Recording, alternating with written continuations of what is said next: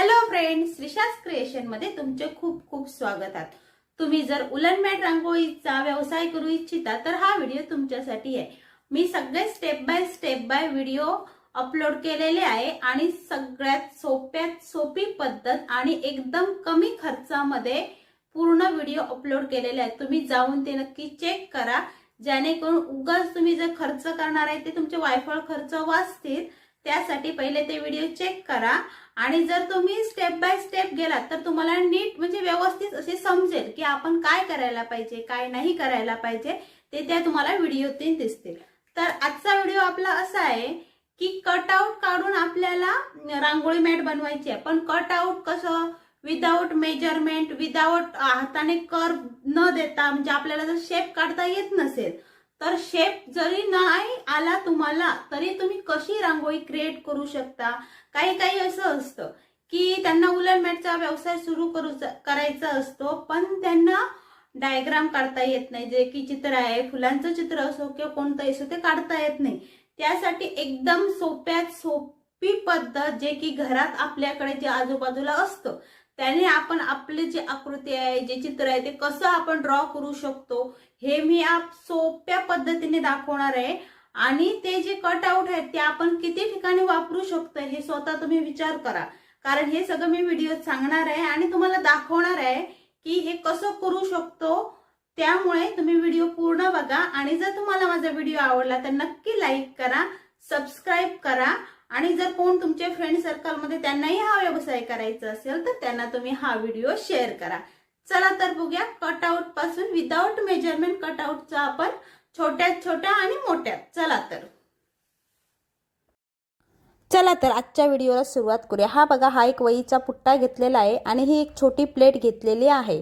बरोबर एका कोपऱ्यात मी मध्यभागी त्याला पॉइंट करून घेतला आणि हा बघा, हा असा शेप काढला आणि बरोबर त्याच पॉइंटला परत प्लेट लावली, अपोजिट साइड म्हणजे विरुद्ध दिशेने लावली आणि बरोबर तसाच परत मी त्याला मार्क करून घेतलं होतं। हे बघा, परत एकदा दाखवते तुम्हाला, इथे मार्क केला आणि इथं मार्क केलं आणि त्याच्यानंतर परत एकदा हा बघा, व्यवस्थित असा आपला हा शेप निघाला आहे। पण ज्याला कोणाला ड्रॉइंग येत नाही ना तो असा करू शकतो, पण ज्याला ड्रॉइंग येतो त्याने हाताने शेप देऊ शकतो। मी इथं जे काढलेली आकृती आहे त्याला हायलाइट करते, जेणेकरून तुम्हाला व्हिडिओमध्ये दिसू दे की प्लेटच्या साहाय्याने जे आपण चित्र काढलं ते किती छान दिसतं। हे बघा, फक्त मी त्याला डार्क केलेला आहे आणि हे बघा असं दिसतं, हे छान असं। त्यामुळे जर तुम्हाला डिझाईन येत नसेल तर काही घाबरायची गरज नाही। घरात आपल्या ताट, प्लेट, वाट्या सगळ्या असतात, त्याच्यातूनच आपण छान छान आकृत्या करू शकतो। ही बघा, आता आपल्याला तीच प्लेट सर्कलला लावून घ्यायची आहे। तर सर्कल मारण्यासाठी फक्त त्याचा बघायचा की ज्या आपण नॉन ओव्हन घेतलं त्याच्या चारी साईडला त्या शेपमध्ये बसतो का, तर हा बसत होता। त्याच्यानंतर हे जे आपण काढलेलं आहे कटआउट, ते आता आपल्याला कट करून तेवढा शेप काढून घ्यायचा आहे। बरोबर त्याच आकाराचा आपल्याला हा बघा मी शेप काढून घेतलेला आहे छानपैकी। तुम्हाला त्याची लांबी, रुंदी काय पाहिजे असेल तर बघू शकता आणि खालून 1/2 इंच असं कट करा किंवा 1 इंच कट करा, जेणेकरून तुमचा शेप, कारण दोन्ही साईडला टोकं कशी दिसतात त्यापेक्षा तुम्ही एक आहे ते खालून कट करा, जेणेकरून तुमचा, आणि अशा पद्धतीने पेन्सिलने आधी मार्क करून घ्या, कारण त्या सर्कलमध्ये तुमचा तो जे तुम्ही कटआउट काढलाय पानाचा शेप तो प्रॉपर बसतो का हे पहिलं बघा। कधी कधी बसत नाही, गॅप राहतो। आता हेच बघा तुम्ही, आता हा मी दाखवते तुम्हाला की मी कटआउट काढला पण आता तो बसतो की नाही बसतो, तो सगळ्याच वेळी बसतो असं नाही। अर्ध्या वेळी तुम्ही काय करणार, पूर्ण डायग्राम काढण्यापेक्षा तुम्ही हा बघा, हा माझा आता एवढा गॅप राहिलेला आहे, आता एवढा गॅप कसा भरून काढायचा, तर प्रत्येक पानामध्ये जरासं अंतर ठेवायचं, कारण ती फर उलन जाड असल्यामुळे तो अंतर भरून काढणार आहे। त्यामुळे टेन्शन घ्यायचं काही कारण नाही। बघा, मी बरोबर जरासं 1/2 इंच अंतर सोडलेलं आहे, कारण तो अंतर भरून येण्यासाठी आपल्याला ह्या टिप्स उपयुक्त पडतात। त्याच्यासाठी आपण बरोबर बरोबर 1/2 इंच मी अंतर सोडून हे सगळे जे शेप आहेत जे आपण काढलेले आहेत ते आपण काढू शकतो। आणि घरात असे हे जे वहीचे असतात ते पुट्टे पडलेले असतात त्याचा आपण यूज करा। वहीचा कागद घेऊ नका, कारण कागद सॉफ्ट असतो, त्यामुळे तुमचा जो शेप असतो तो हलतो आणि सॉफ्ट झाल्यामुळे तुम्ही असं प्रॉपर ठेवून काढू शकत नाही. जरा हार्ड असल्यामुळे तुम्हाला हा शेप प्रॉपर काढता येतो. त्यामुळे काही वस्तू टाकून द्यायच्या असतात पण काही वेळा उपयोगी येतात. त्यामुळे अशा काहीशा गोष्टी आहेत त्या तुम्ही घरातून यूज करू शकता. आणि तुम्हाला मी सांगितले, तुम्हाला जर ह्याच्यापेक्षाही जर मोठं काढायचं असेल फूल तर मोठी प्लेट ठेवा आणि मोठा तुम्ही शेप काढू शकता. तुम्हाला जर हा जो मी आता तुम्हाला दाखवला डायग्राम तो कसा वाटला नक्की मला कमेंट करून सांगा. आणि हा जो कटआउट आहे त्याचा तुम्ही भरपूर ठिकाणी यूज करू शकता. ह्याचाच मोराचा पंख जे आहे ते ह्याच पानापासून बनवले जातात. जो पिकॉक असतो ना तो ह्याच पानापासून बनवले जातात. जे कमळ आसन बनवतात ते ह्याच्यापासूनच बनतं. भरपूर असे तुम्ही ह्याचे मल्टी यूज करू शकता. कटआउटचे एका कटआउटने तुम्ही भरपूर असे ड्रॉइंग चित्र करू शकता.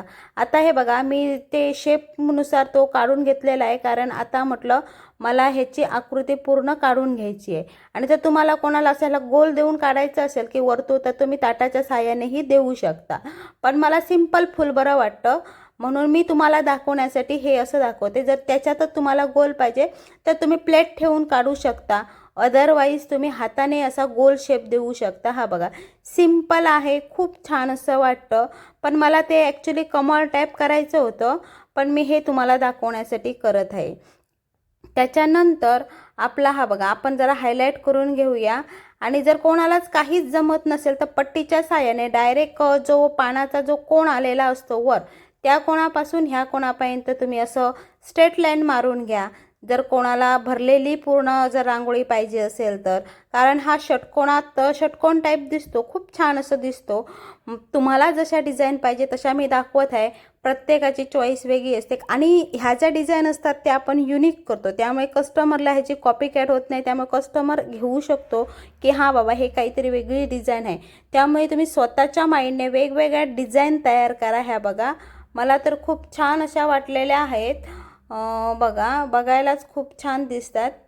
तर आता आपली ही नॉन ओव्हरवर आकृती काढून झालेली आहे. जसं की चित्र छानपैकी असं फुलाचं कटआउट काढून आता कलर कॉम्बिनेशन राहिलेलं आहे. तर कलर कॉम्बिनेशन हे कसं द्यायचं, हा बघा हा राणी कलर आहे, हा राणी पिंक कलर आहे, हा लाईट पिंक कलर आहे आणि तो रेड कलर आहे. असे हे 4 कलरचं कॉम्बिनेशन आता आपण घेतलेलं आहे. कारण 3D लुक क्रिएट करण्यासाठी लाईट टू डार्क कलर खूप छान असे दिसतात. तर सगळ्यात आधी पाकळी हायलाईट करण्यासाठी मी रेड कलर यूज करत आहे. कारण कोणतेही पाकळी सगळेच जर लाईट कलर भरत गेलं तर हायलाईट होत नाही. तर हायलाईट करण्यासाठी एखादा डार्क कलर तुम्ही घ्या सगळ्यात आधी, जो की त्या ह्याच्यात कलर कॉम्बिनेशनमध्ये मॅच होणार नसतो असा कलर घ्या. नाहीतर सगळे तू एकाच कलरमध्ये घेतलं तर रांगोळी बरी दिसणार नाही. 3D लुक क्रिएट करण्यासाठी पहिली जी बॉर्डर आहे, आउटलाईन आहे, ती तुम्हाला डार्क कलरमध्ये घ्यायची आहे. ही बघा जशी की मी ही रेड केलेली आहे तशीच आता ही तुम्हाला एक दुसरी पण करून दाखवत आहे. आणि एक लक्षात ठेवा, जेव्हा तुम्ही कलर कॉम्बिनेशन करता तेव्हा तुम्ही लाईट टू डार्क करण्याचा प्रयत्न करा. आणि तुमची जी सांगते बॉर्डर परत सांगते म्हणत असणार तुम्ही, कारण जी बॉर्डर आहे ती आपली हायलाईट व्हायला पाहिजे. हे एक लक्ष देऊन ऐका तुम्ही, कारण सगळं हे आपल्या कलर कॉम्बिनेशनवर पण डिपेंड करतं. कस्टमरला जर कलर कॉम्बिनेशन आवडले तरच आपली रांगोळी आवडते. हे बघा हे आता मी सगळं पूर्ण सर्कल आणि जे आउटलाईन आहे ती काढून घेतलेली आहे रेड कलरच्या कॉम्बिनेशनमध्ये. त्याच्यानंतर आता हा आत्मचा रंग आहे तो मी डार्क राणी कलरने भरत आहे. लक्ष द्या, मी डार्क राणी कलरने हा 2 लेअर आता ही मी लावून घेणार आहे. तुम्ही बघा छानपैकी अशी आणि बोटाने प्रेस करा, कारण ग्लूगन कधी कधी चिपकत नाही म्हणून जे लिक्विड पडतं ते, आणि व्यवस्थित कैचीने कट करा. जे टोक राहतं त्याला पण जरा ग्लूगन लावा आणि बोटाने प्रेस करा. त्याच्यानंतर राणी कलर, लाईट राणी कलर आहे तो मी 2 लेअर लावून घेत आहे. हा बघा व्यवस्थितरित्या बोटाने प्रेस करून परत एकदा आपल्याला तोच फेरा फेरायचा आहे. बघा व्यवस्थित आणि सिंपल आहे, असं कोणी करू शकत असं नाही. आता राहिला मधचा जो गॅप राहिला तो, त्याला आता हा पिंक कलर आहे जो लाईट पिंक कलर आहे तो देत आहे, जेणेकरून तो हायलाईट होतो, 3D लुक क्रिएट करतो. मी मगात तुम्हाला रिटर्न सांगते, कलर कॉम्बिनेशनकडे लक्ष द्या, व्यवस्थितरित्या करा. कारण मार्केटमध्ये आपला जेव्हा कुठचं एक जातं ते युनिक असायला पाहिजे. कॉपी कॅट असेल तर सगळ्यांकडून घेतात. एखादी कस्टमर असेल त्याला एखादी गोष्ट आवडली तर ते पैशांचा विचार करत नाही, तुम्ही केलेली क्रिएटिव्हिटीकडे लक्ष देते. म्हणून तुमची जी क्रिएटिव्हिटी आहे ती चांगली व्यवस्थित 3D कशी दिसेल आणि काय केल्याने बरे दिसेल याकडे तुम्ही लक्ष ठेवा. आता बघा मध्ये राहिला आहे एक छोटासा गोला, तर त्याच्यात पण आपल्याला परत राणी कलरने फेरा एक मारून घ्यायचा आहे, जेणेकरून ते हायलाईट होणार. बघा की तुम्हीच सांगा आता बघताना कशी किती छान अशी वाटते. हां, जर कलर कॉम्बिनेशन योग्य असेल तरच तुमची रांगोळी छान वाटते. तुम्ही डायग्राम कितीही छान काढा, त्याच्यात तुमचं कलर कॉम्बिनेशन जर फेल गेलं तर तुमची हा डायग्राम पूर्ण फेल जातो. म्हणून तुम्ही लक्ष देऊन जेव्हा तुम्ही डायग्राम तुमचा तयार होतो तेव्हा कलर कॉम्बिनेशन पण लक्ष ठेवा. हा बघा आता आतमध्ये मी पिंक कलर भरलेला आहे, बघा कसा उठून दिसतो तो. ह्या कलर कॉम्बिनेशन जे असतं ते खरंच मेन असतं माझ्या मते तर. आणि तुम्ही कुणी जर नवीन शिकणारे असाल तर ह्या आधी step by step me video upload केलेला आहे. जर तुम्हाला प्रिंट आउट म्हणजे कशा काढून तुम्ही आकृत्या क्रिएट करू शकता, जर तुम्हाला डिझाईन येत नसेल तर ह्या बघा अशा प्रकारे आता मी हे पूर्ण जे पाकळ्या आहेत त्या भरून घेणार आहे. ही एक पाकळी तुम्हाला दाखवली आणि ह्या बघा ह्या मी आता सगळ्या पाकळ्या भरून घेतलेल्या आहे. बघा किती छान दिसतात त्या व्यवस्थित. आता कोणता कलर घ्यायचा आतमध्ये, तर पिंक कलर घेतल्याने हायलाईट होणार आहे. हे बघा हा जेव्हा पिंक कलर घेतला तेव्हा छानपैकी असा हायलाईट झालेला आहे. बघा तुम्ही किती छान असं दिसतं जेव्हा हायलाईट झालेलं आहे ते व्यवस्थितरित्या आपल्याला. आणि जी तिथं साईडला ही जी पोकळी तुम्हाला दिसते ती पण त्याने भरून येते. त्यामुळे तुमचं जे आकृती आहे ती खूप छान अशी वाटते. जी रांगोळी आहे ती खूप छान अशी वाटते, बघणाऱ्याला 3D लुक क्रिएट करते. त्यामुळे तुम्ही कोणी नवीन व्यवसाय करत असाल तर काही चुका जर तुमच्या हातून होत असतील तर तुम्ही ते योग्य वेळी तुम्ही व्यवस्थित करा. कारण हा आता सीझन आहे गणेश चतुर्थी, त्यामुळे कस्टमर रांगोळ्यांसाठी तर येणारच आहे. त्यामुळे तुम्ही व्यवस्थित लक्ष द्या, व्हिडिओ बघा. काही जर तुमचं चुकत असेल तर त्याच वेळी तुम्ही ते व्यवस्थित करा.